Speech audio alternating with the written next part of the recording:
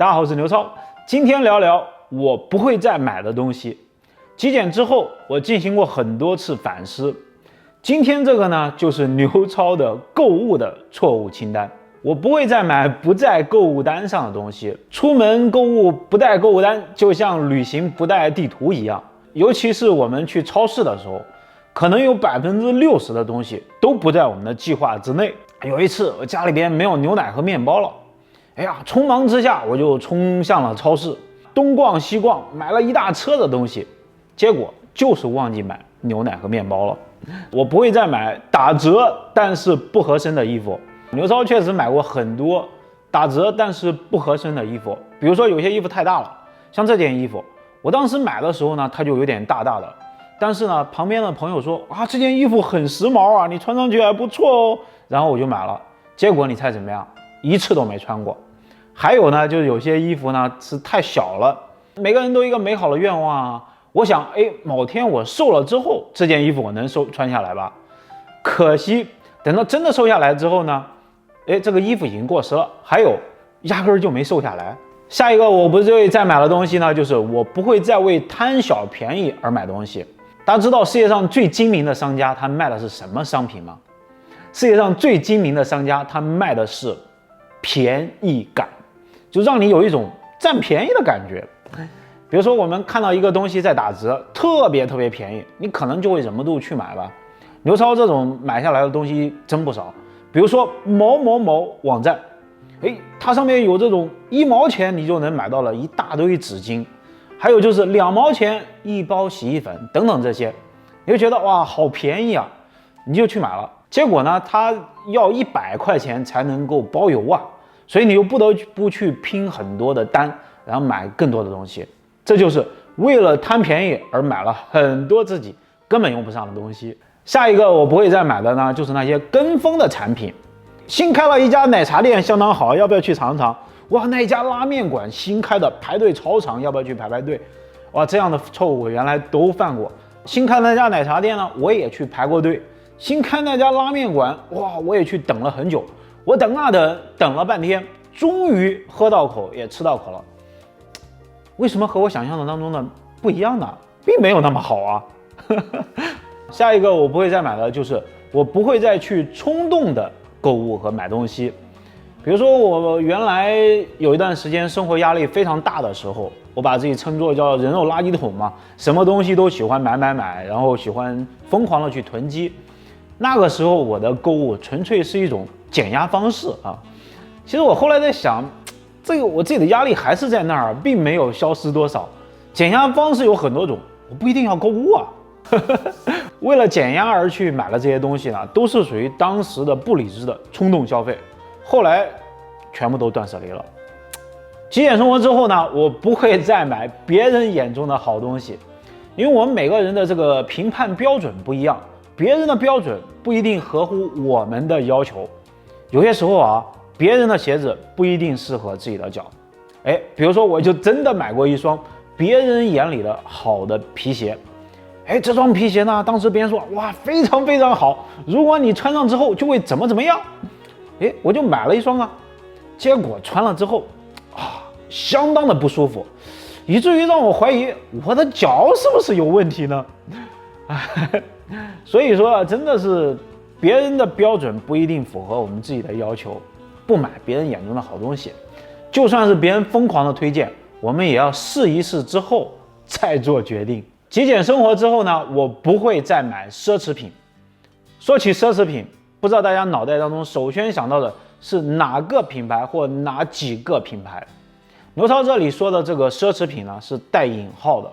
用说文解字的角度去思考奢侈这2个字，奢上面一个大的东西，奢侈的侈，人多，人们去追求更多的东西，大的东西，更多的东西。简单的来说，就是我们购买一些不在自己能力范围之内的东西，为之奢侈。所以呢，极简生活之后，刘超不会再买奢侈品了。关于奢侈品，如果大家感兴趣的话，大家可以去看看我的这支当极简遇上奢侈的这支影片。极简生活之后呢，我不会再购买团购的东西。大家先不要着急拿板砖来拍我啊！关于团购这2个字，那是相当的有魔力。当时牛超不买团购的东西，那也是顶着巨大的压力的。我太太差一点儿就买了团购的东西，她听了我接下来的这几句话之后呢，她稍微改变了一点点想法。比如说最开始去团购的时候呢，大家都会非常的小心谨慎，于是你真的有可能买到物美价廉的好东西。只可惜这个时间越来越长呢，您可能就会对这家的团购的商品呢越来越不敏感。尤其是我们其实最开始需要的东西可能就只有1件，但团购的时候我可能不得不拼的好几个东西来买，这就有可能造成这些物品在我们家里边的堆积和囤积嘛。特别是某一天你不小心去了当地的一家商店，发现，我只买1个东西，好像比买这一堆东西还要便宜很多不会再买光环效应下的东西。我们原来多次跟大家分享过光环效应嘛。我喜欢一个品牌，我觉得它这个品牌的光环效应下，所有的东西都有可能是好东西。因为我们尤其牛超有些时候思想比较懒惰嘛，不想去花太多的时间去做这个研究，所以这种购物很多这样的错误我犯下了太多了。跟大家举个例子，比如说我自己特别喜欢的一个品牌，它的很多东西我都很喜欢。于是当我准备去买一支好一点的文具和笔的时候呢，我几乎不假思索的就想它应该很好，就把它买了下来。我其实用的已经非常小心了啊，但是没多久它就有一个深深的裂纹，质量并没有我想象当中的那么好。所以呢，不买光环效应下的东西。节俭生活之后啊，我不会再买重复的东西，尤其是家里边比较乱的时候啊，经常容易去买重复的东西。比如说这个东西我压根儿就找不到它在哪里，我只好又去买一个。买回来之后好不容易又找到它了，哇，有一个重复的东西。当时牛超在厨房断舍离的时候，就发现了好多这样重复的物品啊，这样的重复的物品我以后不会再购买了。下一个呢，我不会再去购买过去喜欢的东西。我们每个人都年少轻狂过，每个人年轻的时候呢，都曾经有过自己梦寐以求的某一个东西。比如说牛超原来就心目当中特别理想的有一辆车是某某品牌，于是之前呢再去买车的时候呢，我就去试驾了一下那个品牌的车，可惜它并没有我当时想象当中的那么好，甚至还有那么一点点失望。所以说不要去买过去你喜欢的东西。我不会再去购买会员年卡。我们知道这个会员制啊，现在非常的普遍，尤其是跟大家举个例子，就是我们大家都可能知道的那家超市，东西又好又多的那一家，它呢就是会员制嘛，你必须在没买东西之前先加入一个会员，先花这么一个钱。于是我在想啊，我这个钱都已经花了，咱得在里边买东西消费啊，至少这一年要在里边买个4次吧。于是呢，特别开心，拿着购物车去里边扫货，买得非常开心。结果回到家里边之后，吃了一半，丢了一大半，这一大半全在垃圾桶里啊！我不会再买现在穿不上的衣服。极简生活它是以当下的生活为中心的，如果现在穿不上的衣服呢，我们还是最好不要买。比如说我们经常去一个卖场，看到有一个衣服它是换季打折，哇，促销特别有吸引力，买1赠1，全场5折。于是呢我就买了，只可惜等到下一个季节终于再来的时候呢，这个衣服有可能过时了，也有可能呢自己胖的已经穿不下那件衣服了。下一个我不会买的就是我不会再买第2选择的东西。比如说我有一位朋友，他呢就特别喜欢摄影，然后他有一个品牌的相机是他梦寐以求的那一款产品，真心想买。于是呢那一年的生日的时候，他去想买一个礼物嘛，一看啊这个太贵了，然后就退而求其次，买了第2喜欢的那个相机。你猜结果怎么样？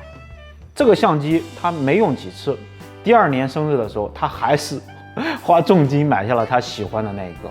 我们买东西其实买一个开心嘛，我们就是要买到一个自己真心最喜欢的东西和我们真正想要的东西。下一个就是不买将来可能用得上的东西。这个东西挺好啊，将来我有可能会用得上。这种以防万一的心态非常常见。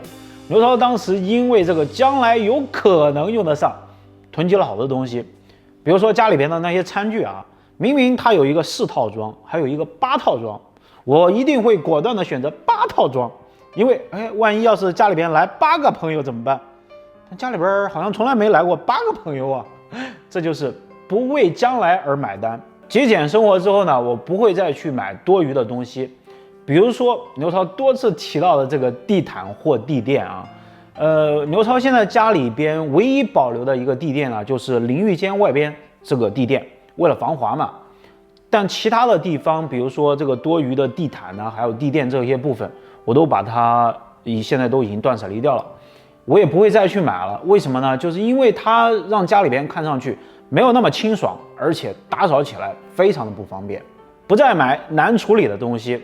我们经常都会说啊，断舍离为什么这么难？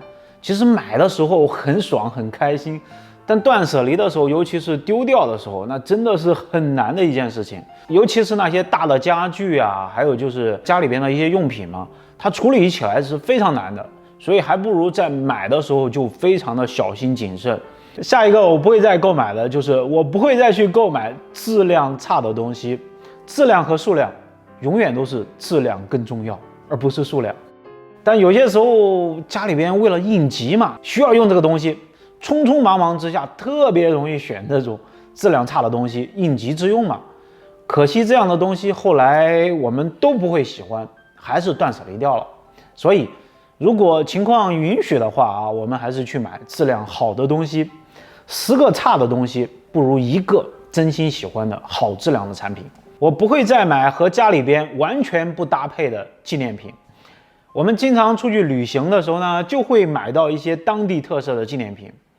这些纪念品在当时当地啊，看上去非常好。